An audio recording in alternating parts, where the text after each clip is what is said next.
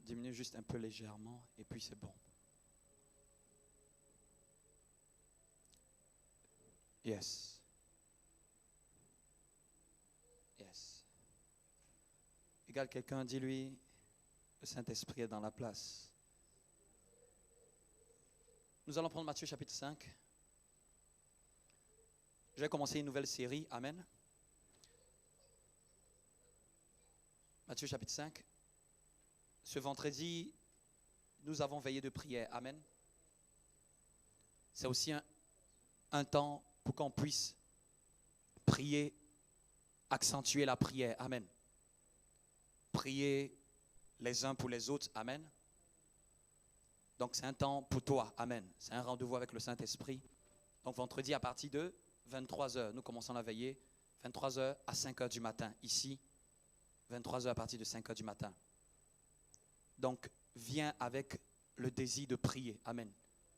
Les nuits sont faites plus pour prier. Amen. 23h à 5h. Donc, si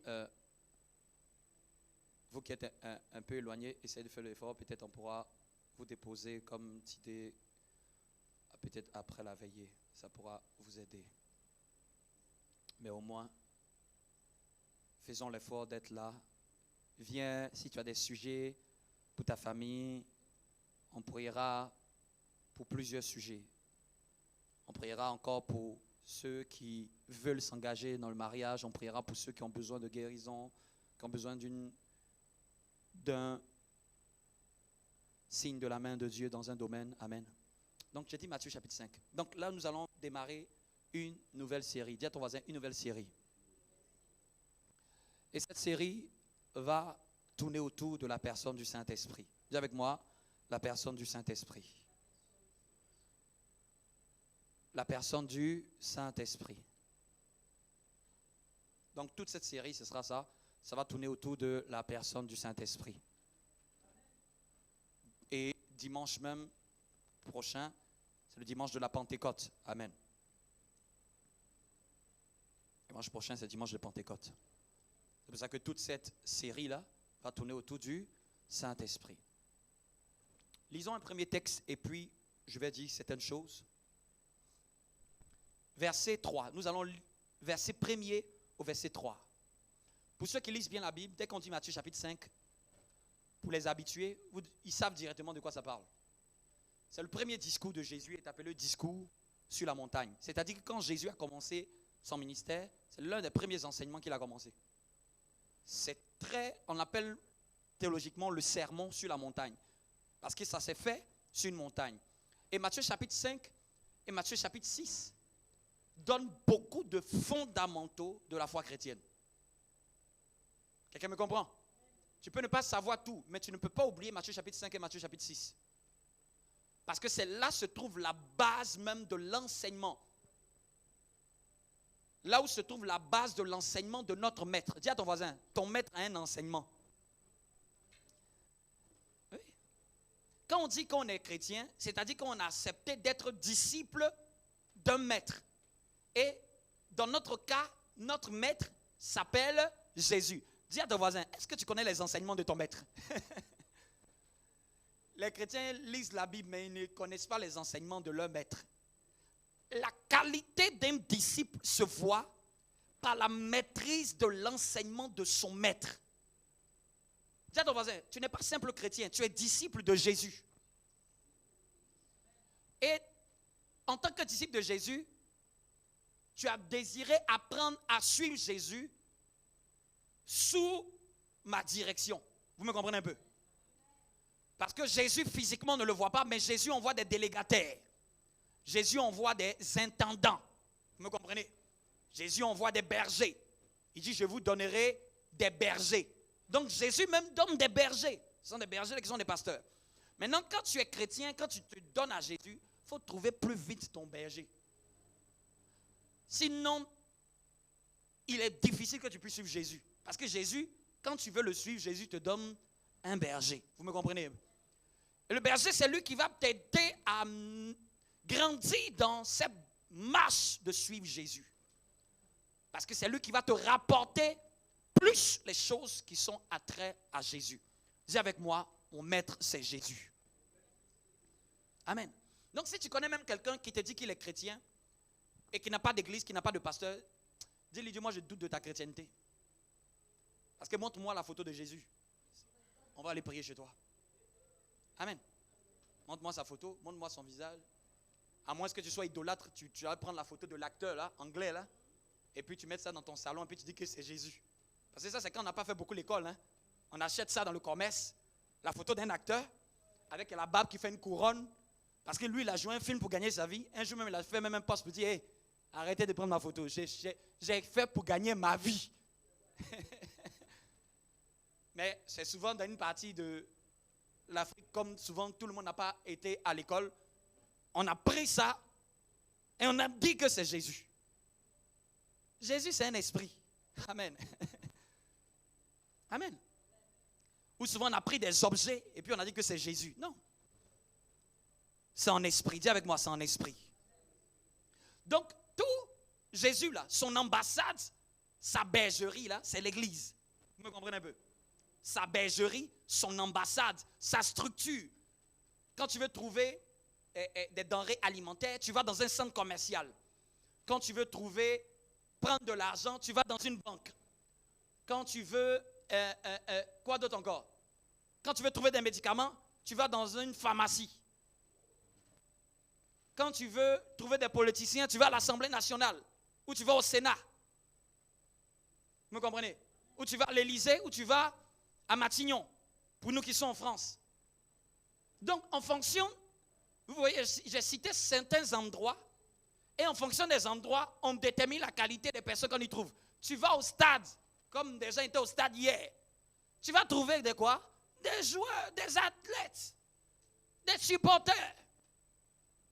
Tu vas dans un concert, tu vas trouver des musiciens.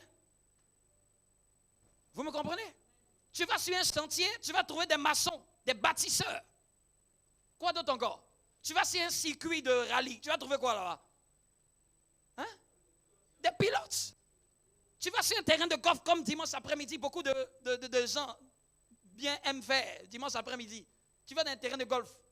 Tu vas trouver quoi là? Des golfeurs.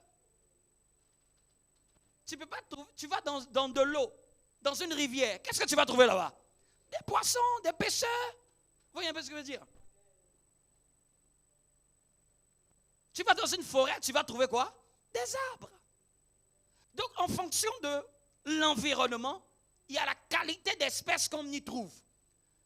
Tu cherches un véritable enfant de Dieu, il est attaché à une église. C'est sûr.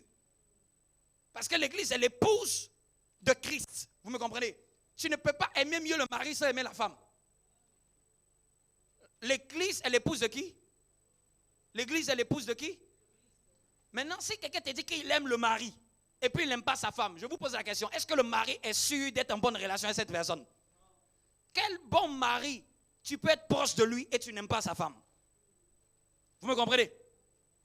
Donc, un jour je donnais l'exemple, je disais même que, prenez même dans le corps du Christ, prenez un chrétien qui est connu, quelqu'un qui fait quelque chose de Dieu et puis qui touche beaucoup de gens. Vous me dites son nom, je vais vous dire de quelle église il est. Vase d'honneur. Donnez-moi les noms. Daniel Branham, on connaît son église, elle est au Congo. On connaît son pasteur, on connaît même son père spirituel, c'est pasteur Marcelo. Hein? Il a la compassion. Donne Dena Moana, elle est de Philadelphie. Tu prends Sinache, elle est de Christ Embassy. Tu prends Shinwo, elle est de Christ Embassy. Tu prends Steve Crown, il est de Christ Embassy. Tu prends Morija, elle est de son église, son papa même est pasteur. En fait, je vais te dire que dans le corps du Christ là, tout ce que Dieu élève, ce sont ses enfants. Ce n'est pas les gens du dehors. Si tu vois quelqu'un qui est chrétien et qui brille, c'est sûr, il a une église. Parce que Dieu ne peut pas faire briller quelqu'un qui n'est pas de sa maison. En tout cas, pour Dieu, lui, ces enfants-là, ils doivent être dans sa maison. Ils doivent être attachés à sa maison. Tu prends même des occultistes, ils ont quoi? Ils ont des loges. Dernièrement, même notre président est allé faire un discours dans la loge. c'est un discours officiel. C'est parce que les gens ne savent pas. La GLC, la grande GLF, la grande sœur, grande loge maçonnique est très connue en France. On sait même, si tu tapes même sur Google, tu peux trouver le siège. Le siège social est là. Macron a fait un discours là-bas parce que c'est eux qui l'ont appelé. C'est pas quelque chose, c'est nous on pense que c'est quelque chose qui est caché. Amen. Mais c'est très connu que même aussi eux, ils ont un lieu où ils sont. Dans le 16e. Tu tapes même la GLF, la grande loge franc-maçonne, on te donne leur adresse. C'est-à-dire que si tu es de chez eux, tu sais où ils se réunissent. Hein? Vous êtes choqués? Comment vous êtes choqués? On est au 21e siècle, hein? On n'est pas en 1950. C'est en 1950, les gens ils se cachaient. Hein? Non, c'est reconnu comme une association. C'est nous qui savons qu'il y a des choses bizarres qui sont dedans, mais c'est une association. C'est une association de gens qui partagent les mêmes idéaux, qui aiment bien les choses mystiques, ésotériques. Ils sont à la recherche de la lumière. Amen. Vous me comprenez? Donc même eux-mêmes, tu les cherches, ils ont leur réunion. Un jour même, je marchais, je ne sais plus, j'étais à Mantes-la-Jolie. J'ai vu une pancarte, c'est écrit Rotary Club. Nous nous rencontrons tous les mercredis. C'est-à-dire que si tu es de chez eux, ils te disent à quel moment eux, ils se rencontrent. Maintenant, vois un chrétien, lui ne se rencontre jamais. Et lui, il aime dire que, non, moi je prie chez moi à la maison. Amen. Dans le monde même, tu ne peux pas percer sans association. Tu ne peux pas percer même sans réseau. Donc même quand Dieu dit, je bâtirai mon église, il dit, je vais bâtir mon réseau. Mon réseau des gens qui ont la même valeur. Mon réseau de gens qui ont le même esprit. Le réseau des gens qui parlent le même langage. Et qui ont un livre en commun. Vous me comprenez? C'est aussi le réseau de Dieu. Amen. Mais nous, on peut faire le bon réseau. Amen. Le bon réseau qui a les bonnes valeurs. Qui a des valeurs de paix, qui a des valeurs de joie, qui a des valeurs d'amour. Et c'est des valeurs qui ne nous détruisent pas, c'est des valeurs qui nous permettent de bénir les autres. Amen. C'est la meilleure des valeurs. Donc, dis avec moi l'enseignement de mon maître. Quelqu'un peut lire Matthieu chapitre 5 à partir du verset 1er. Je vous exhorte, pour ceux qui ne maîtrisent pas bien Matthieu 5 et 6, de beaucoup l'étudier. Matthieu 5 et 6. De beaucoup étudier ça, de bien absorber ce qui est dit dedans. Oui, vas-y. Voyant la foule, Jésus monta sur la montagne. Après qu'il se fut assis, c'est pour ça qu'on appelle sermon sur la montagne. Donc, quand il s'est assis, ses disciples s'approchaient de lui. Vous voyez, les disciples de Jésus ne sont pas loin de Jésus. Ils sont tout autour de lui. Je veux encore insister sur ce point. Un disciple, c'est quelqu'un qui décide de suivre un maître et de pousser son message. Vous me suivez? Il y a des gens qui sont disciples de la scientologie. Ils épousent le message de la scientologie. Il y a des gens qui sont disciples d'un truc qui est venu dans Paris, là, un truc chinois, là. Chine quoi, là? Nouvelle terre, nouveaux cieux, en français. Et puis, ils ont un nom en chinois. Apparemment, c'est comme c'est une secte. Apparemment, même, ça a été signalé. Mais il y a des gens qui sont disciples de nouvelles terres, de nouveaux cieux. Amen. Selon eux, leur pensée. Il y a des gens qui sont disciples. On a vu, comment on appelle ça? Comment on les appelle même? C'est les Mormons. Amen. On a vu, les Mormons, je crois que c'est eux qui font partie de ce qu'on appelle l'église des derniers jours. Amen. Il y a des gens qui croient en ce qu'ils enseignent. Amen. Et ils sont disciples à fond. On a vu même dans le but de vouloir emmener quelqu'un, une dame en Afrique, ils sont allés laver même ses habits. Laver les habits. En Afrique, les gens lavent les habits à la main. Là. Ils avaient les chemises blanches là, avec le pantalon noir. Là. Et puis, ils étaient en train de prendre les habits, en train de les laver à la main, dans le but de tellement rallier la dame là, à leur cause. Pour te montrer à quel point ils sont déterminés. Amen. Mais je prends ces exemples, je ne suis pas en train de les critiquer, chacun fait ce qu'il veut. Amen. Mais je suis en train de juste dire au fait que, dans la vie, là, chacun suit quelque chose auquel il croit. Amen. Continue. Notre soeur.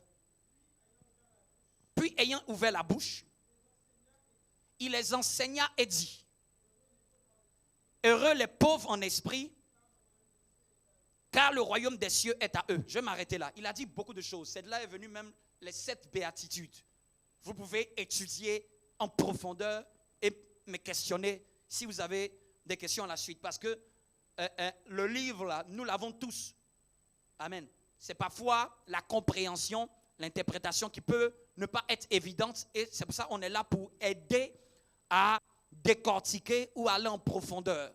Vous me comprenez? Mais même si avec tout l'amour du monde, je ne peux pas lire pour toi. Amen. Donc, toi en tant que disciple, tu dois lire. Tu dois chercher à connaître, comprendre. Et puis, les bergers, tu les déranges pour augmenter ta compréhension. Parce que ta foi vient de ta compréhension. Vous me comprenez? Donc, je vais m'arrêter sur l'une des béatitudes. Les béatitudes, ce sont les 7 choses qu'il a dites.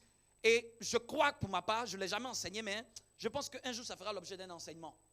Et on a études bibliques tout le mois de juin. On aura l'étude biblique les soirs. Amen. Je vous donnerai la date, soit entre jeudi, soit ou mercredi. On va commencer à partir de la semaine prochaine. Et je pense que bon, ça va faire en même temps l'objet d'une étude. Mais les 7 choses qui sont mentionnées dedans, là, les béatitudes, là, ce sont des lois immuables. C'est-à-dire que Jésus vient de planter des choses, des lois divines, des lois spirituelles. Et il a commencé son enseignement en établissant ces 7 lois. Qui veut qu'on étudie ça un peu dans l'étude biblique? Amen. On va un peu creuser.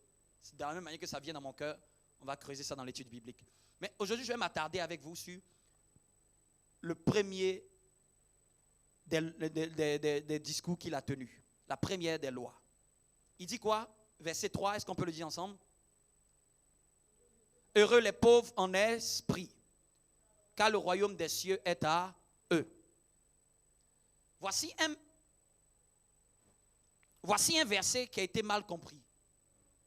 Il dit heureux. Les pauvres en quoi? En esprit. Parce que c'est quoi être pauvre? Je vous donne la définition. Je vous pose la question. C'est quoi être pauvre? Être en manque de quelque chose. Peut-être on peut regarder même sur Google. Hein. Qu'est-ce que Google même nous dit? C'est quoi être pauvre? Parce que quand on veut comprendre un texte, cherche à comprendre le sens des mots du texte ou du verset. Amen. Quand tu as un verset en face de toi, cherche à comprendre, tu peux aller dans le dictionnaire, chercher à mieux comprendre la portée des mots de ton verset. Ça va t'aider à avoir une vue un peu plus globale et profonde de ton verset. Hein? Quelqu'un a son téléphone? Nous qui sommes connectés. Cherche un peu. C'est quoi être pauvre? Ça fait que je prêche, mais en même temps, tu me suis. C'est quoi être pauvre? Définition. Ou ceux qui ont ChatGPT, vous demandez à ChatGPT c'est quoi être pauvre? Oui, définition.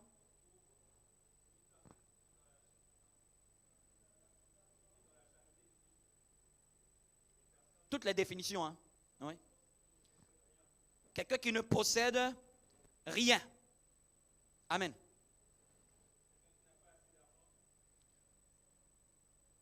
Ça, c'est sur le plan financier.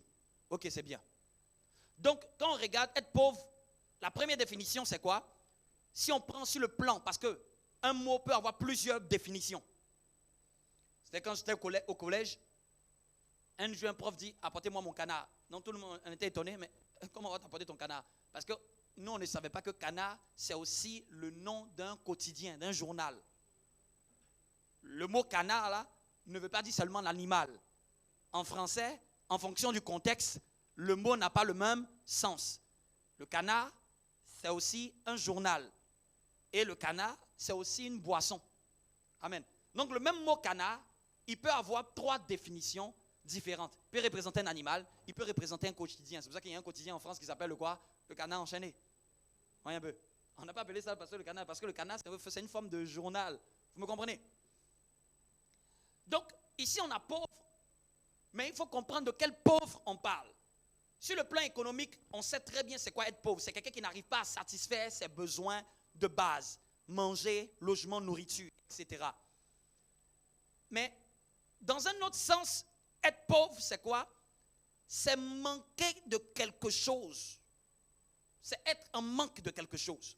Mais maintenant, ici, ils vont nous dire dans le contexte, pauvre en quoi? En esprit. Donc, c'est quelqu'un qui manque de quelque chose sur le plan spirituel. Lors de certains missionnaires, beaucoup de gens dans certaines contrées ont tordu le sens. Heureux les pauvres. Ils ne disent pas en esprit, hein, heureux les pauvres. Et c'est resté dans la culture même de beaucoup de pays que être pauvre, c'est faire plaisir à Dieu. Amen. C'est là est venue cette mentalité de pauvreté ou de complexe de la richesse dans beaucoup de cultures. Où on se dit que le fait d'en avoir, c'est comme si on s'éloigne de Dieu. Et que c'est le fait d'être pauvre qui fait qu'on se rapproche de Dieu. Non. Ici, on ne parle pas de la pauvreté matérielle. Vous savez ce que ça coûte, la pauvreté matérielle? N'aie pas l'argent pendant un mois, tu vas voir. Tu vas voir, est-ce que tu vas venir prier? C'est-à-dire, après la mort, là, après la mort prématurée, l'un des démons qu'il faut détester, c'est la pauvreté. C'est un démon. Lève la main. En même temps, pendant qu'on parle, on va le chasser même encore très loin. Loin de nos pensées, loin. La pauvreté peut faire que des filles peuvent aller se prostituer. La pauvreté peut faire que des gens peuvent mourir. Des gens s'entretuent. Le manque. Oui. Dis-moi, quelqu'un qui n'a pas mangé, qui est rassasié, il va prendre quel temps pour m'écouter? Si tu vas même, tu dis que tu veux prêcher l'évangile, je vais vous montrer à quel point que, quand même tu crois en l'évangile, tu es obligé d'avoir l'argent. Vous tous qui voulez faire l'œuvre de Dieu, Seigneur, je veux annoncer, Seigneur, je veux prêcher. Au fait, tu vas te rendre compte que, après Dieu, là, il faut chercher l'argent pour ce que tu veux faire. Parce que quand tu vas aller dans des endroits, ils vont te dire que ça fait 2 jours on n'a pas mangé. Ça veut dire que Jésus t'aime, Jésus, il est mort pour toi à la croix. Il va te regarder comme ça. Donne-lui à manger. Quand il sera rassasié, il va t'écouter. Donc ça montre qu'au fait, lève la main. Au nom puissant de Jésus, que la pauvreté soit chassée très loin de nos vies, très loin de tout ce que nous faisons, très loin même des églises, au nom de Jésus-Christ de Nazareth. Oui. Amen. Donc quand on dit chercher l'argent là, ça dépend de pour quel but. Moi je cherche l'argent pour faire l'œuvre de Dieu. Amen. Je cherche plus d'argent pour faire plus d'œuvre de Dieu, pour abonder en œuvre. Amen. Donc peut-être si tu ne trouvais pas des raisons de chercher l'argent, aujourd'hui là tu as une raison de trouver l'argent. Parce que ça peut aider beaucoup de gens. Il y a des gens qu'il faut scolariser. Il y a des gens il y a des gens là, c'est pas la prière, il y a des gens, ils ont juste appendicite, il faut juste l'opérer. Je ne sais pas si vous me comprenez. Ils ont juste un problème qui nécessite seulement une simple opération. Et ça demande souvent de l'argent. Donc, quand vous aimez même Dieu, ça doit nous faire prendre conscience que tu dois aimer chercher Dieu et chercher les moyens. Parce que tu vas aimer Dieu, c'est un sentiment. Mais à un moment là, tu vas te rendre compte que tu n'as pas les moyens de tout faire. Vous me comprenez? Donc quand tu dis que tu aimes l'évangile, tu aimes le Seigneur, ça doit nous interpeller pour dire, on doit aussi rechercher les ressources. Peut-être l'argent que tu as là, ça te suffit toi. Mais c'est souvent orgueilleux de se suffire soi-même avec l'argent. Parce qu'il y a des gens qui en auront besoin. Donc, peut-être tu ne vois pas quelqu'un peut se dire non, 100 000 euros, je peux vivre avec ce que j'ai. Je n'ai pas forcément besoin. Mais tu peux désirer chercher en avoir, pas pour toi, mais pour que des gens puissent être touchés par cela. Quelqu'un me comprend? Ça peut aider dans l'évangélisation. Ça peut aider à prendre en charge beaucoup de choses dans des pays où il n'y a rien. Non, l'évangile avance avec la prédication, mais ça avance aussi avec les moyens qui vont avec ce message. Amen. Avant, moi, je ne le savais pas. Il y a des années, 10 ans d'arrêt, je me dis, c'est qu'en plus, j'ai commencé même à être pasteur. C'est là que je me suis rendu compte que, et Dieu m'a fait prendre conscience que, c'est pas simplement que tu as envie de faire l'œuvre de Dieu. Hein. Débrouille-toi, cherche l'argent aussi. Ça fait partie de ta mission. C'est-à-dire que si tu es serviteur de Dieu, là, tu dois aussi chercher l'argent pour faire le service de Dieu. Pas pour soi. Vous me comprenez? Il y a des gens qui cherchent l'argent pour leur propre ventre. Je ne parle pas de ça. La Bible dit que, au fait, souvent il y a beaucoup de clichés qui sont restés par rapport à l'argent. J'enseignerai ici. J'aurai un thème où je vais parler de l'argent ici. Parce qu'après Dieu, la deuxième ressource, c'est l'argent. Tu fais tout et l'argent. Pour t'habiller, c'est l'argent. Les chaussures, c'est l'argent. Même l'église où on est assis, là, c'est l'argent. Le propriétaire, il attend l'argent. Les autres églises qui sont ici, là, c'est l'argent. Ils sont venus, c'est pas genre, bien aimé, nous on prie. Non, on dit contrat. Vous payez combien? Pour l'argent, on peut envoyer SMS. Je ne sais pas si vous me comprenez un peu. Lundi, là, tout le monde va aller se chercher à cause de quoi? L'argent. Tu vas t'asseoir. Tu vas faire 7 heures, 35 heures. À cause de quoi? L'argent. Quelqu'un me suit? Même la Bible, là, ça avait quoi? Ça avait l'argent. Les papiers, là, ce n'est pas venu du ciel. Parce que c'est les gens qui aiment dire que vous avez reçu gratuitement, donnez tout gratuitement. Ce qu'on a reçu gratuitement, c'est les dons de Dieu. On ne facture pas la prière. Mais le matériel s'achète. Quelqu'un me comprend? Tout ce qui est matériel, il faut du matériel pour l'acquérir. Donc il dit heureux les pauvres en esprit. Donc la pauvreté, le manque qu'il est en train de mentionner, c'est le fait d'être pauvre en quelque chose de spirituel, de manquer de quelque chose de spirituel. Mais bizarrement, il dit heureux les pauvres en esprit. C'est-à-dire que les pauvres en esprit soient dans la joie. C'est comme si Dieu est en train de dire, quand tu es en désir ardent de quelque chose de spirituel, Dieu commence à applaudir. Tu es bienvenu, bienvenu, bienheureux. Quelqu'un me suit? Au fait, pourquoi Dieu est en train de donner cela? Regardez la conséquence. Car quoi? Le royaume des cieux est à eux. On a dit heureux, le pauvre c'est celui qui manque de quelque chose.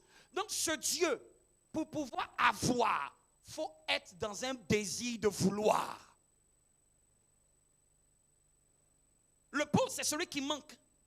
Donc il dit que quand spirituellement, tu vas te sentir faible, spirituellement, tu vas te sentir qu'il y a quelque chose qui te manque. Il y a une dimension qui te manque. Il y a une puissance qui te manque. Il dit bienheureux, car ça va être à toi. En fait, ici, Jésus venait de donner la clé pour avoir les choses de Dieu. Pour avoir les choses de Dieu, il ne faut pas être rassasié. Pour avoir les choses de Dieu, il faut avoir faim des choses de Dieu. Celui qui a faim, il demande la nourriture. Celui qui est rassasié, il laisse la nourriture. Et dans les choses de l'esprit, il faut avoir faim pour les posséder. Il faut être affamé parce que le pauvre en esprit, il est affamé en esprit. C'est cette famine en esprit qui fait que il veut tellement manger quelque chose en esprit. Il veut tellement prendre quelque chose en esprit que même manger naturellement là, il dit je n'ai pas le temps. Il dit non ça là, c'est pas ça mon besoin. Mon besoin c'est que il me manque quelque chose dans l'esprit. Je vous donne le vrai sens du jeûne. Quand quelqu'un jeûne réellement par l'esprit, ce n'est pas pour une percée d'abord matérielle. Il dit le royaume des cieux. Il dit que ce qui est en haut là va être à lui. Il y a plus grand que ce qui est sur la terre. Il y a un royaume que quelqu'un peut prendre. Je vous donne la clé. Je nous donne la clé à nous tous. Pour les choses de Dieu. Jésus venait de mettre le principe. Toute personne qui désire acquérir. Vous voyez un peu quand on va à la banque. Dans la banque, pour un guichet de retrait, on met la carte et je tape le code pour faire un retrait.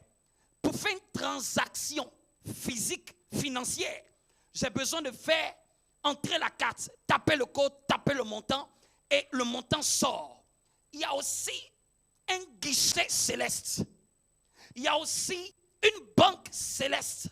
Mais cette banque céleste-là, ce n'est pas une carte physique. Il faut être affamé dans ton esprit. Il faut que tu t'assieds et tu dis non, ma vie là, ce n'est pas normal. C'est ça le pauvre en esprit. C'est celui qui gémit pour Dieu. Celui qui n'est pas satisfait de ce qu'il a de spirituel. Parce qu'on dit le pauvre en esprit, c'est celui qui manque de quelque chose.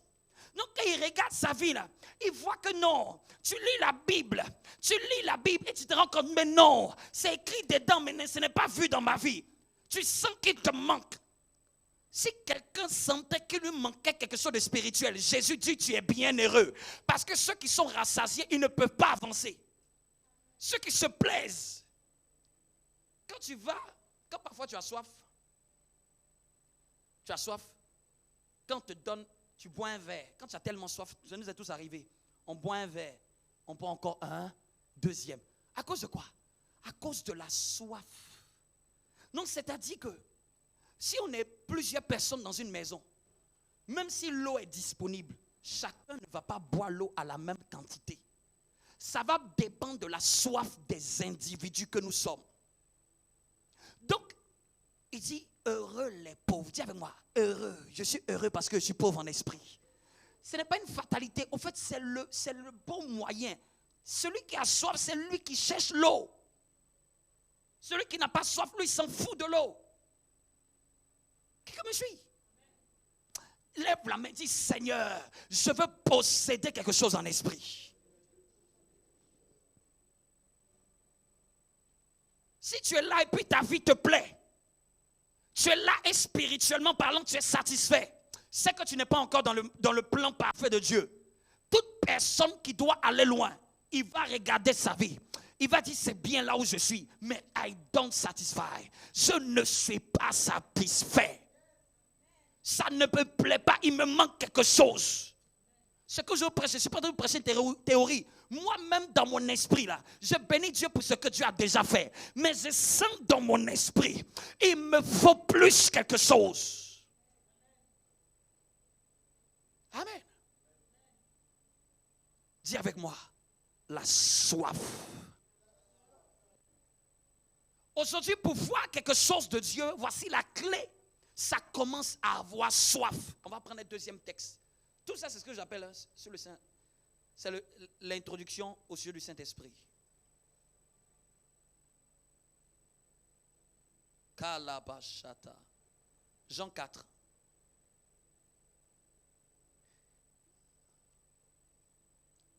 Est-ce que c'est Jean 4? Non, Jean 7. Donc, il dit heureux. C'est-à-dire que Jésus dit heureux, toi qui es insatisfait spirituellement. Toi qui as un désir de grandes choses spirituellement. Le royaume est à toi. Lisez, hein. Quand vous allez lire, on va faire l'étude plus tard. On dit les débonnaires hériteront de la terre. Mais les assoiffés en esprit, et c'est le royaume. Le royaume là, c'est Dieu lui-même. 7, 37, Jean 7.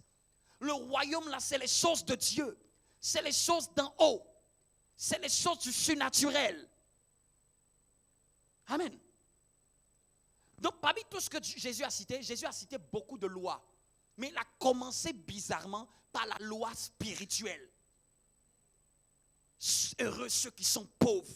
Parce que quand tu es pauvre, là, tu en as besoin. Tu sens qu'il y a un manque. On dit c'est celui qui manque. C'est celui qui manque. Dans le royaume, quand tu manques et tu désires avoir, on te met sur la liste des personnes qu'on va donner. Yes. Quand tu en manques, Seigneur, il me manque une dimension. Seigneur, il me manque quelque chose. Il me manque un surnaturel.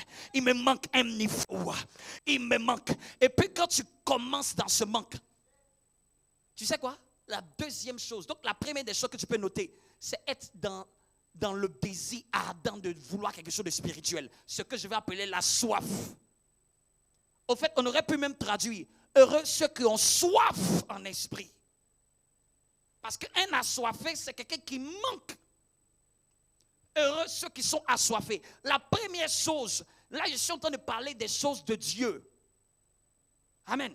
Pour voir les choses de Dieu, il faut commencer la première chose à être assoiffé de choses de l'esprit. C'est la première clé. Assoiffé. Assoiffé. Assoiffé. Bien-aimé, quand tu as une grande soif, on ne peut pas te forcer à boire de l'eau. Bien-aimé, vous savez ce qui fait que parfois on force, bien-aimé, il faut prier. C'est parce qu'il n'a pas soif. Il y a une soif là qui fait que tu vas prier même toi-même, tu ne vois pas le temps passer.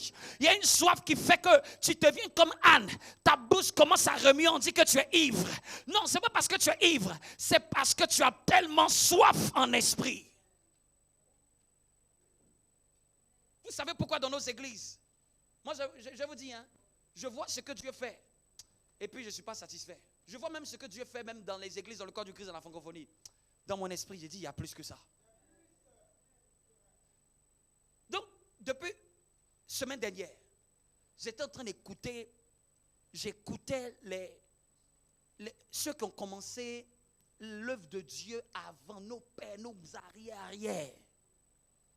Et j'écoutais un témoignage. J'en ai même partagé même un. J'écoutais et puis comme ça, j'ai partagé un même à Prince. J'écoutais. Vous savez, quand tu veux réveiller la soif là, il faut écouter certaines choses qui fait que quand tu écoutes là, tu commences à pleurer pour dire non, je ne peux pas rester à ce niveau. Souvent là, crée les circonstances qui vont créer une révolte dans ton cœur. Ils avaient tellement marre de la vie chrétienne platonique. Ils se sont assemblés par groupe de 21. Et ils ont dit, on va prier. Et dans les groupes dans lesquels ils se sont inscrits, c'était la soif, hein, c'était au début de 1900, début de 1900. Au fait, je suis en train de vous dire, d'où vient notre pentecôtiste là? Quand vous voyez les gens parlent en langue là, ça n'existait pas. Après les apôtres, ça s'est éteint. L'église a avancé et en 1900, Dieu a touché, autour de 1900, Dieu a touché des hommes. Et ils ont dit, on veut voir la gloire des apôtres revenir. On veut voir les choses d'autrefois. Et ils se sont assemblés, ils ont dit, eux à leur temps, ils ont dit, on va prier. Et ceux qui étaient tellement assoiffés, ont dit, tu venais prier, est-ce que tu étais prêt à prier avec nous, quelles que soient les heures? Tellement ils étaient assoiffés, des gens écrivent leur nom dans un carnet pour dire que moi je viens dans tel endroit, je viens prier. Et tu signais, ils avaient dit qu'ils allaient prier pendant au moins 10 jours. Ça n'a même pas fait 10 jours. Ça n'a même pas fait 5 jours. Ça n'a même pas fait 4 jours. On raconte que pendant qu'ils étaient en train de prier non-stop, mais tout ça là, la prière est venue de quoi? De la soif. Amen. Première clé, quand tu as la soif, ça va déclencher la deuxième clé. La prière, mais de la folie. La prière qui sort des prières religieuses. C'est les prières que moi j'appelle les prières d'enfantement. C'est les prières que j'appelle les prières d'agonie. Tu pries comme si quelqu'un est mort. Tu pries comme si c'est le deuil. Et puis à des moments, qu'est-ce qui ne va pas? Est-ce que vous savez qu'autrefois, on appelait le jeûne le deuil? Parce que quelqu'un qui en jeûne, il est en deuil sur le plan spirituel. Parce qu'il veut dire à Dieu, il n'y a rien ici. Ça ne va pas. Les Israélites se mettaient dans le sac de cendre. Ils mettaient la cendre sur tout leur visage. Ça, c'était l'ombre des choses à venir. Mais spirituellement, c'était pour dire, Seigneur, parfois même les Israélites déchiraient leurs vêtements pour dire, non, nous ne pouvons pas nous plaire dans cette situation. Nous ne pouvons pas être satisfaits. Quelque chose doit changer. Amen. Moi, je le crois dans mon esprit. Que quelque chose de haut doit descendre sur la terre. Moi, c'est ça que je soupire. C'est ça que je soupire. Donc, ils se sont réunis. Entre 3 et même pas 4 jours. On raconte que quelque chose est descendu dans le lieu où ils étaient. Et je crois que c'était à Los Angeles.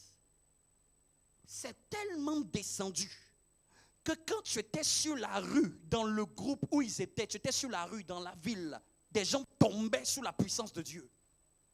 C'est-à-dire, c'était le groupe qui était en train de prier là. Une gloire est descendue dans ce lieu, à un point que même la rue, des gens pouvaient passer sur la rue. Je ne sais pas si vous imaginez, la rue, ce n'est pas d'en venir dans l'église. Tu traverses la rue, là, tu es touché par la puissance du Saint-Esprit. Ça avait créé un tel tumulte que même les maires de la ville Au bout de 2 mois, l'endroit, ils sont devenus 2000. Ils étaient moins de 30. Mais au bout de quelques semaines, c'est que ce lieu est devenu comme un pèlerinage. Parce que quand tu venais, tu étais visité par Dieu. Quand tu venais, tu étais touché par Dieu. Quand tu venais, c'est-à-dire que c'était une gloire puissante. Ah. Heureux les pauvres en esprit, car ils verront le royaume des cieux. Amen. Mais ça commençait par quoi? Par la révolte d'un groupe. Par la soif, la pauvreté en esprit. Ils ont senti, mais on est pauvre là. Spirituellement, là, il n'y a rien. On n'est pas satisfait. Et ils se sont dit, on va prier. Prier jusqu'à ce qu'on voie. Amen. Qu'est-ce qui peut faire que quelqu'un peut être motivé à prier? C'est la soif de Dieu. J'ai dit Jean 7, 37, quelqu'un peut prendre le livre.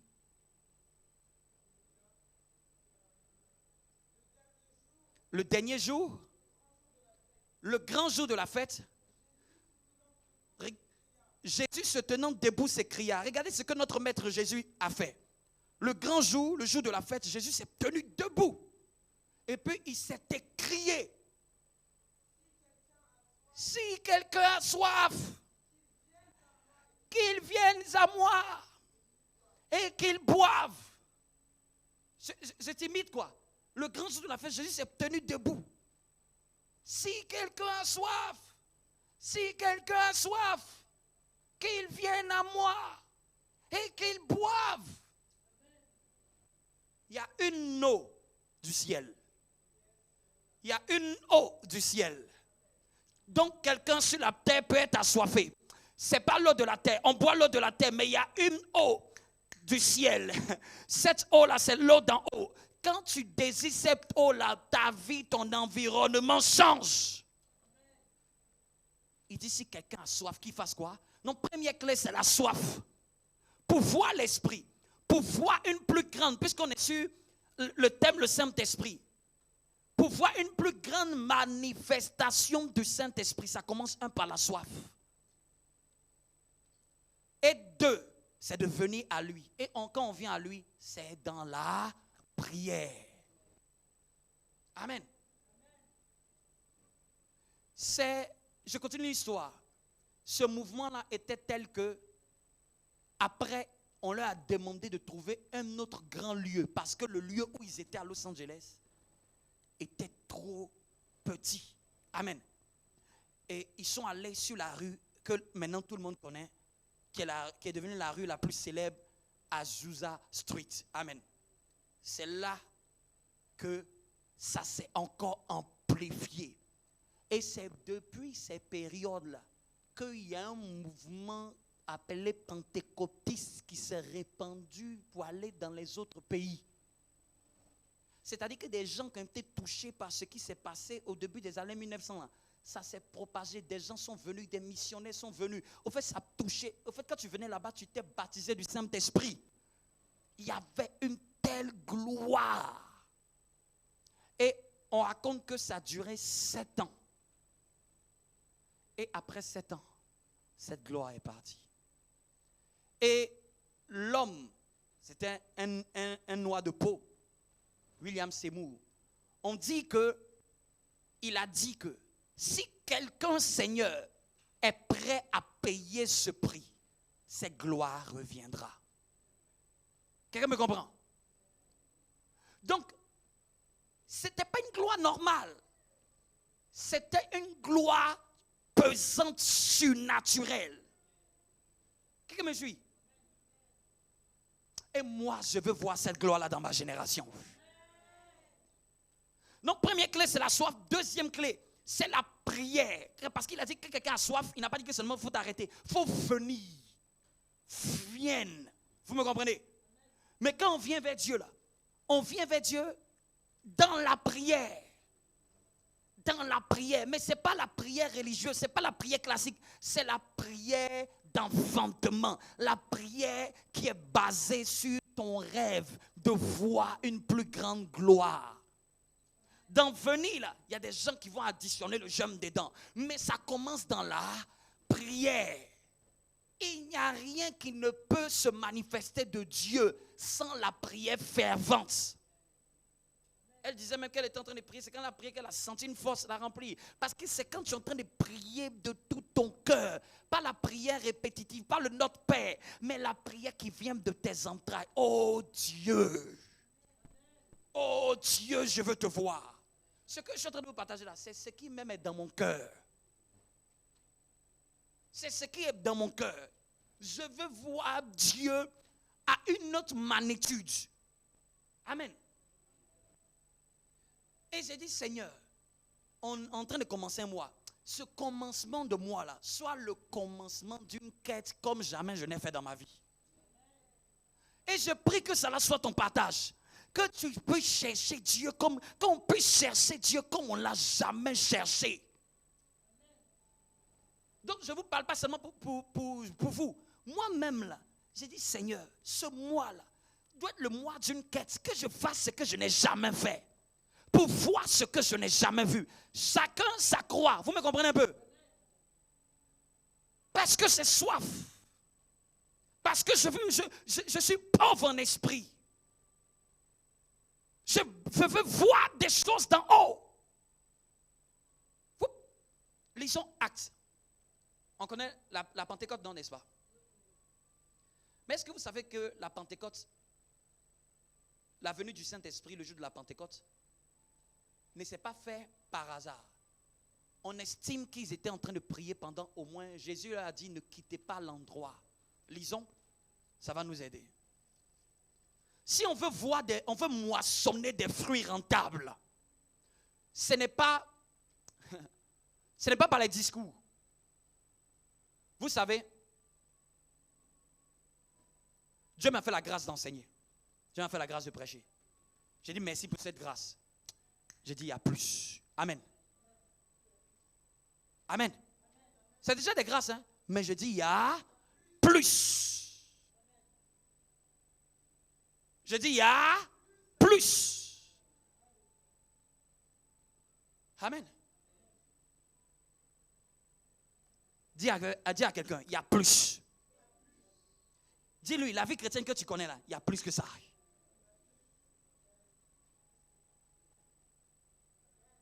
Je refuse la vie chrétienne standard. Yes. Ça, c'est ce qui est dans mon esprit. Je refuse la vie chrétienne standard. Parce qu'aujourd'hui, là, même nous, les évangéliques, nous qui disent que nous, on dit qu'on est pentecôtistes évangéliques, là, on s'est refroidi. Je vous ai parlé de la jeunesse où ça avait commencé. Le mouvement tant pentecôtiste qu'on a parlé là, ça commence avec des gens. Ça commence avec des gens qui disent, on veut voir Dieu. Ça commence avec des gens à un temps où il y avait la ségrégation raciale. Tellement la puissance était avec certaines de peau noire que même ça brisait les lois de la ségrégation raciale. Parce que certains blancs disaient que non, tel noir fait tel miracle, comment nous on ne va pas être dedans? Amen. L'histoire, on va s'asseoir à côté, eux vont s'asseoir d'un autre côté là. L'évangile a brisé ça. Vous me comprenez? C'est de là est sorti tous ces hommes impactants des années 1900. Amen. C'est là est sorti des hommes qui avaient faim de Dieu. Je refuse la vie chrétienne standard. Est-ce que tu peux le dire? Dis, Seigneur, j'ai soif de toi. J'ai soif de ton esprit. Ça commence comme ça, par une révolte personnelle. J'ai soif de Dieu. Je veux vivre Dieu. Je veux vivre l'évangile. Je ne veux pas me contenter de minimum. Je veux vivre le plein évangile. Je veux être un signe dans ma génération. Je veux être un témoin palpable de Christ. Il a dit dans les derniers temps, il va répandre son esprit. Il n'a pas dit dans les derniers temps, ça sera sur quelques-uns. Il dit dans les derniers temps, je répandrai de mon esprit sur toute chair. On disait que même un homme de Dieu, je ne sais même pas, non, c'était même pas un homme de Dieu. Une femme, elle était seulement dans une simple église. Un monsieur avait tout son bétail qui était en train de mourir. Elle a prié, le bétail est revenu en bonne santé. Je ne te parle pas d'un homme, hein? Je te parle d'animal, animal. C'est-à-dire qu'un être a prié pour animal. On parlait de quelqu'un, c'est-à-dire que dans les années passées, il avait un fermier qui avait une vache qui avait du mal à mettre bas. Il a imposé la main sur la vache, elle a mis bas. C'est-à-dire qu'un animal a reçu la puissance de Dieu. Où sont les miracles d'autrefois? Si on veut voir des choses de Dieu en cette saison-là, dans notre génération, on doit être en train de dire, Seigneur, nous voulons te voir. Qui veut venir vendredi là pour dire, Seigneur, nous voulons te voir? Ce n'est pas un temps où il va avoir modérateur pour dire, bien-aimé, il faut prier. Non, ce n'est pas ça. C'est-à-dire que moi-même, je suis à genoux, je suis en train de prier. Amen. Chacun prie, que chacun est fatigué. Celui qui est fatigué, il prend ses clics, il s'en va. Mais celui qui a soif, là, il est là. Seigneur, Seigneur. On me disait qu'il y avait un homme de Dieu. C'était le jour du repas, on devait servir le repas. Il a commencé à prier. Il était emporté. Il ne s'est pas arrêté. De midi, quand il a ouvert ses yeux, c'était le lendemain, le soir. Les gens avaient fini de manger la nourriture, mais il était en train de prier. Jésus, Jésus. Parce que quand il a commencé à prier, la soif l'a tellement pris que la nourriture, et ceci, cela, qu'il ne mange pas. J'ai commencé là, c'est tellement doux que je ne peux plus laisser. Amen. La soif de Dieu, première clé. Et deuxième clé, c'est la prière d'agonie. C'est la prière d'agonie. La prière où tu sens que tu perds tes os. Tu sens que ça t'enlève quelque chose. La prière, on appelle ça aussi la prière de gémissement. Les gens ne gémissent plus quand ils prient. Les gens quand ils prient, même une goutte de sueur ne sort plus. C'est-à-dire qu'il a prié, mais même son corps n'a pas réagi à la prière. Même ses nerfs sont restés comme ils étaient. Et puis c'est ça qui va changer ta destinée. Amen. On parlait de... Parfois quand vous voyez quelqu'un qui a marché avec Dieu, il a contacté un de tous ses pères des années 1900. On parlait de Billy Graham. Qui est appelé même l'évangéliste même des États-Unis d'Amérique. À un point que quand il est décédé, même le président des États-Unis a fait un hommage. C'est-à-dire qu'il était l'homme de Dieu de la nation. Mais on ne savait pas où il avait eu cet impact. Il avait eu cet impact quand il était jeune. Et il était allé visiter un autre père, John Wesley, dans les années 1500. Amen, si je ne me trompe. Et on disait que John Wesley avait prié à un endroit. Il avait tellement prié qu'il y avait le creux sur le bois. C'est-à-dire que c'est à force de se mettre à genoux pendant longtemps, pendant des jours. L'endroit là, il y avait des crevasses. Je ne sais pas si vous me comprenez. Quelqu'un a prié à un point qu'il y avait des crevasses à l'endroit au fur et à mesure qu'il priait. Parce qu'il priait toujours au même endroit. Et à force de tellement prier au même endroit, l'endroit est devenu noir. L'endroit là, tu sens que c'est un peu creux. Waouh! Et c'est là que Billy Graham, quand il partait visiter la maison de John Wesley, on me disait que quand on a fini de compter les gens pour rentrer dans le bus, on cherchait, on ne trouvait plus Billy Graham. Billy Graham a mis ses mêmes genoux dans le même endroit et il était en train de prier en pleurant. Et c'est là qu'il avait reçu quelque chose de lui. Ce n'est pas la prière où quelqu'un est en train de parler comme s'il est en train de répéter une prière, comme s'il répète un discours. C'est la prière qui vient de toute ton âme, de toutes tes forces. On disait qu'il y avait un homme, il avait dit, John Knox a dit il était un prédicateur de l'Écosse, c'est-à-dire qu'un blanc de peau en Écosse. On disait qu'il avait tellement prié. Quand j'ai entendu son témoin, j'ai dit, Seigneur, ça c'est quoi ça? On dit il avait tellement prié. Il avait tellement prié que quand Dieu a visité son pays, même les bars ont fermé. Même les bars ont fermé. La criminalité s'est arrêtée. La majeure partie des gens du pays se sont tous donnés à Dieu. Mais ça lui a valu, on dit, 14 ans de prière. Il a prié pour son pays. Seigneur Dieu, nous voulons te voir dans le pays. Ça lui a valu 14 ans de prière. On dit qu'il a prié. Ça, c'était son poids à lui. Chacun a son fardeau. Amen. Mais on dit que ça lui a valu 7 heures pendant 14 ans chaque jour. À un point que Dieu a emmené un réveil dans son pays. Que la reine à son époque, à l'époque de l'Écosse, elle a dit, je crains personne si ce n'est la prière de cet homme-là. Sa prière surpasse toutes les armées de l'Angleterre. À un point qu'on dit qu'il y a eu un tel réveil que même les policiers étaient au chômage. Parce qu'il n'y a plus personne à attraper. Il n'y a plus de voleurs, il n'y a plus de délits. La prière d'un homme. Parce que lui, sa prière, c'était quoi? Sauve l'Écosse ou tue-moi. Sauve mon pays. C'est-à-dire que si tu... Mais il a commencé petit à petit. Amen. Toi, tu peux dire ta famille. Tu peux dire que toi, dans ma famille, là, certaines choses doivent s'arrêter. Ou toi-même, tu vois des combats dans ta famille, tu vois que ça vient sur toi. Tu dis, ça doit prendre fin à partir de moi. Quelqu'un doit émerger dans cette famille. Amen.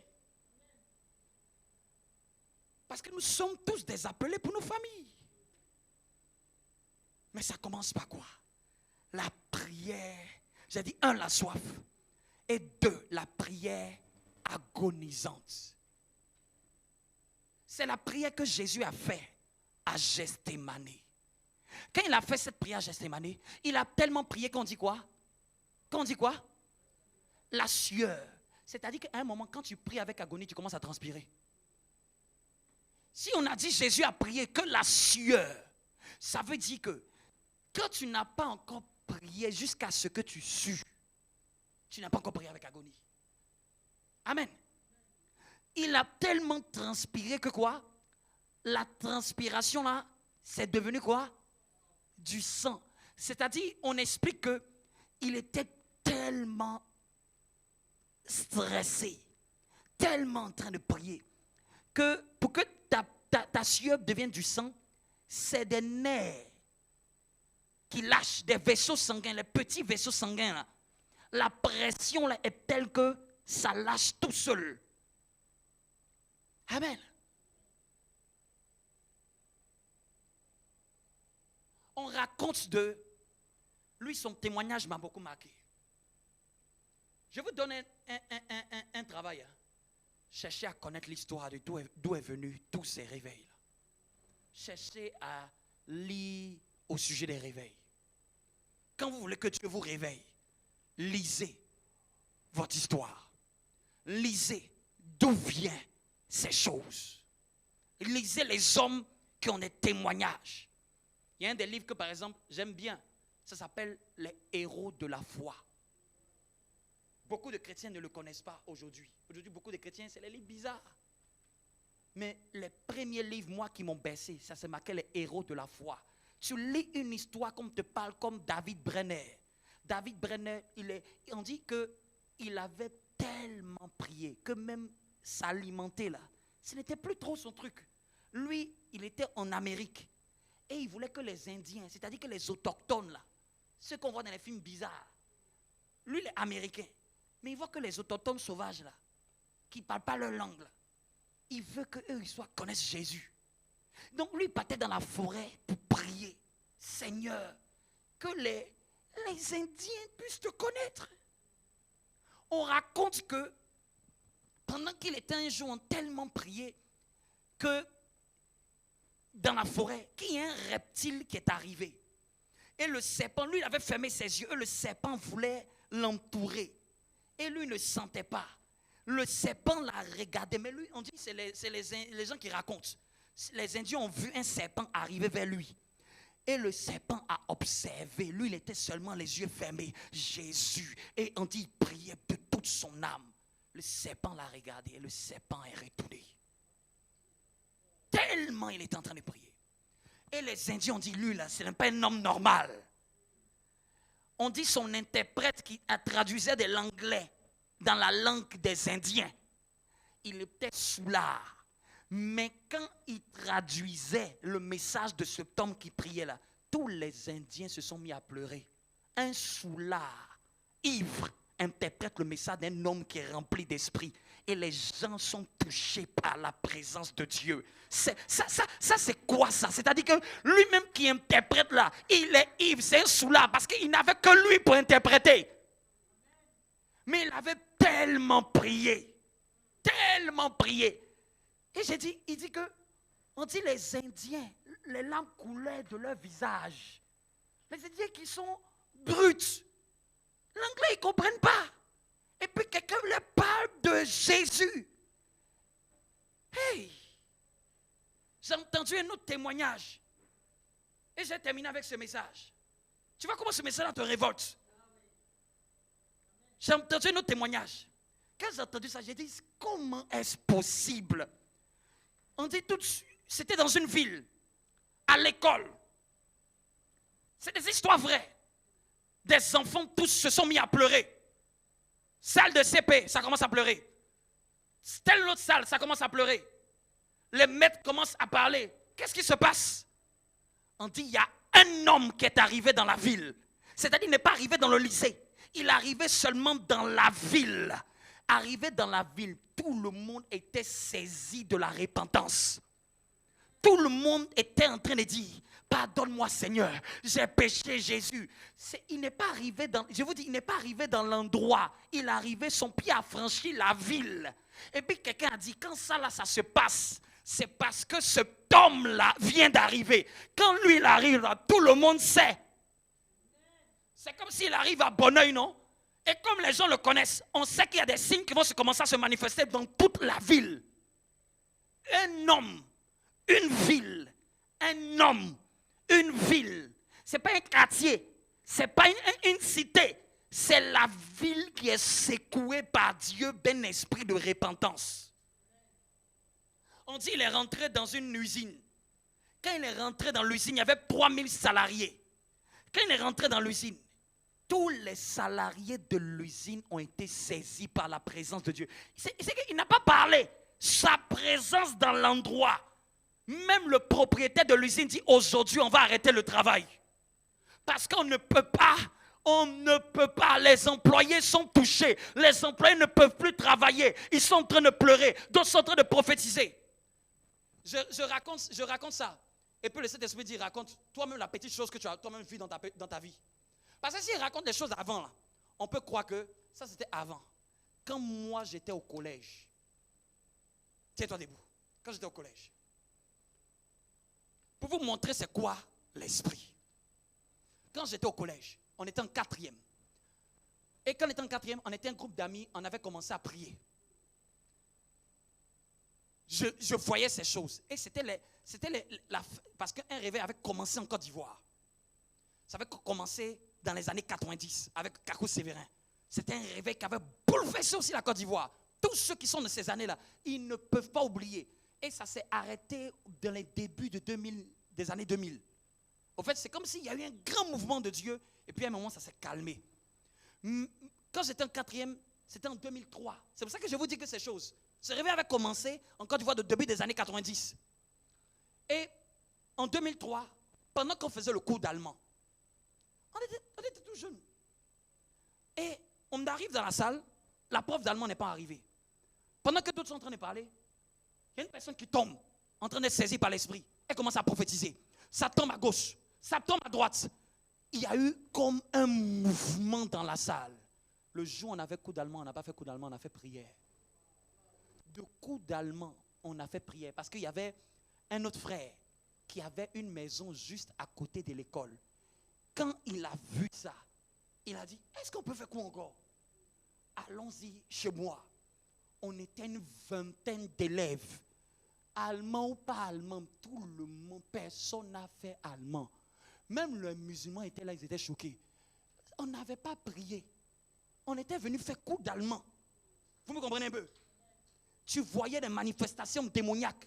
Tu voyais des filles, elles étaient poussées par l'esprit. Elles se mettaient à prophétiser. Ce n'était pas prophétie de 1 minute qui s'arrêtait. Hein. Ça ne s'arrêtait pas. Elles prophétisaient seulement. Elles prophétisaient seulement. Elles prophétisaient. C'est jusqu'à 14 heures que ce mouvement-là s'est calmé. On n'avait pas prévu. On venait faire cours d'allemand. Et Dieu a suspendu le cours d'allemand. Parce qu'il y avait des gens, beaucoup de gens dans la classe là. La 4e dans laquelle j'étais, beaucoup de gens dans la classe là. C'était 4e C. Ce jour-là même là, prophétie a sonné. 4e des croyants. J'ai dit, waouh! Ce jour-là, beaucoup de gens dans la classe ont reconnu que Jésus est Seigneur. Est-ce que tu peux acclamer pour l'Esprit de Dieu? C'est le début de cette série. J'aurais pu vous dire, petit 1, Dieu est comme ça, mais il y a un truc, c'est pauvre en esprit au fait. Le bon message que Dieu m'a donné là, il dit, parle de ça. La pauvreté en esprit. J'ai soif de Dieu. Est-ce que tu peux prier 1 minute? J'ai soif de toi. Je veux boire de tes eaux. Nous voulons voir une plus grande gloire. Je veux voir les choses d'autrefois. Nous ne voulons pas seulement les raconter, mais nous voulons le vivre. Prie de tout ton cœur, prie de tout ton cœur.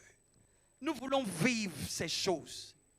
Nous croyons à un réveil, nous croyons à une manifestation de Dieu étrange au travers de cette œuvre.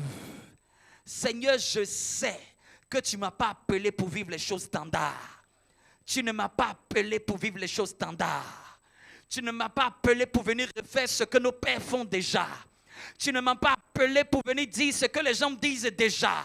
Tu ne m'as pas appelé pour refaire ce qui existe déjà. Tu nous as appelés pour susciter un élan nouveau. Oh Dieu, nous sommes pauvres en esprit. Donne-nous le royaume. Donne-nous le royaume. Ces choses dont nous avons parlé, la France doit te connaître. Seigneur, je ne crois pas que Dieu est seulement africain. Je ne crois pas, parce que le réveil a commencé chez eux. C'est chez eux, c'est en Écosse, c'est à Londres. Ces choses ont commencé. Seigneur Dieu de gloire, Saint-Esprit de Dieu, nous t'attendons. Nous voulons voir ta gloire. Nous voulons voir les signes. Nous voulons voir le réveil. Seigneur, pas le réveil des discours. Aujourd'hui, il y a beaucoup de débats. Il y a beaucoup de discours. Mais il y a peu de puissance. Il y a peu de puissance. Le monde veut voir ta puissance. Seigneur, les gens ne te croient pas. Pas parce que tu n'existais pas. Mais il y a peu de témoins de ta puissance. Nous voulons que, Père, cette nation-là soit embrasée. Nos familles-là soient embrasées. Notre société, que même quand nous allons au travail, les gens disent, mais je ne sais pas ce qui se passe. Je t'ai seulement salué. J'ai senti la présence de Dieu. Je t'ai seulement salué. J'ai senti la puissance de Dieu. Oh Jésus-Christ de Nazareth. Par les discours, Paul avait dit, et ma parole ne reposait pas sur des discours, mais sur une démonstration d'esprit et de puissance, afin que la foi ne soit pas fondée sur la sagesse des hommes. Seigneur, au-delà des paroles, la Bible dit que tu accompagnais par des signes et des miracles les pères, les disciples. Seigneur, le monde doit voir. Nous voulons voir le royaume. Le monde doit voir. Nous voulons sortir des débats sur les religions, des débats. Nous voulons apporter les preuves que Jésus est Seigneur. Que Jésus est Seigneur. Jésus est Seigneur. Augmente l'instru s'il te plaît. Que Jésus est Seigneur. Que Jésus est Seigneur. Que Jésus est Seigneur dans notre maison, dans notre quartier. Qu'on ne pense pas que nous sommes fous. Qu'on ne pense pas que nous sommes ivres. On a cru qu'ils étaient ivres. Ils n'étaient pas ivres. Ils n'étaient pas ivres. Ils n'étaient pas ivres. Ils étaient remplis de l'esprit. Ah, je prie que même quand tu rentres à la maison, que ça ne s'arrête pas. Que tu pries comme si tu n'as pas de corps. Que tu pries comme si tu n'as pas. Ah, tu n'as perdu la notion du temps. Que tu pries jusqu'à ce que tu sois ravi. Ravi en esprit. Que Dieu te montre des choses. Que Dieu ouvre tes yeux. Même nous ne pouvons pas rester insensibles. Le monde se meurt. Le monde se meurt. Le monde veut voir la gloire de Dieu. Je veux apporter Jésus dans ma génération. Le Saint-Esprit est là. Je veux apporter Jésus dans ma génération. Ma famille doit le voir. Ce n'est ni une question d'évangélique ni de catholique. Il est question de Jésus. Il est question de Jésus. Là où Jésus est, ça brise les lignes. Ça brise même le musulman. Reconnaîtra sa seigneurie. Il y a un homme de Dieu qui a fermé une mosquée parce qu'à cause de la gloire de Dieu qui s'était manifestée dans le quartier, toute la mosquée a fermé. Tous les musulmans de la mosquée ont reconnu le doigt de Dieu. Il y a un temps pour parler, mais il y a un temps pour démontrer. Nous sommes à la saison où Père, où nous dirons trêve de bavardage. Si ton Jésus est là, que ton Jésus se révèle. Nous voulons, Père, nous ne voulons pas seulement nous assembler, nous voulons prendre le royaume. Seigneur, nous voulons vivre le royaume. Ce qui s'est fait avant peut revenir dans notre génération. La gloire d'autrefois peut revenir dans nos générations. La gloire d'autrefois, la gloire d'autrefois. Il y avait une telle gloire dans cette église des années 1900 qu'il y avait un département de la dentition. Tu avais des problèmes de dents, on t'imposait les mains, tes dents sautaient. Il y avait une telle gloire qu'il y avait un département appelé le département de la dentition, que même Dieu réparait les dents des gens. Quelle puissance! Quelle gloire! Seigneur, mets ce fardeau dans la vie de chacun ici. Que ça ne s'arrête pas seulement ce dimanche. Que ça ne s'arrête pas seulement le dimanche. Que même à la maison, mais le dégoût de la nourriture pour certains. Mais le dégoût de la nourriture. Toi qui après ce moment tu ne comprendras pas pourquoi je n'ai pas faim. C'est un appel que Dieu te dit, saute ce repas. Parce que parfois quand tu n'as pas faim, ça veut dire ton esprit est en train de te dire, ce n'est pas le moment de manger, c'est le moment de prier. C'est le moment de prier. Il y a des jeunes que tu dois comprendre dans l'esprit. Il est midi, mais tu ne sais pas. Depuis matin, je n'ai pas mangé. Mais à midi, je n'ai pas faim. À midi, je n'ai pas faim. Ça veut dire prie. Ça veut dire prie. Tu te vois le soir, tu as mangé un petit truc, tu es déjà rassasié. Tu dis, mais je n'ai pas mangé comme d'habitude. Et je suis déjà rassasié. Ça veut dire laisse, prends seulement cette quantité de repas et va prier. Parfois tu te dis, tu auras même, il y a des gens, vous aurez des insomnies. À partir de ce matin, tu ne comprendras pas pourquoi le sommeil va te quitter. Parfois les insomnies ne sont pas l'œuvre des démons. Parfois il y a des insomnies qui sont des appels à la prière. Tu te tournes dans le lit au lieu de te lever et prier. Arrête cette saison de te tourner dans le lit. La perte du sommeil, c'est l'appel à la prière. C'est l'appel à la prière. Jusqu'à ce que tu sentes ce fardeau te prendre. Oh Dieu. Oh Dieu. Oh Dieu. Je refuse.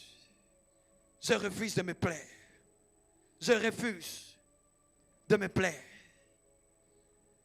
Nous voulons, aide-nous à payer le prix. Aide-nous à mourir à nous-mêmes.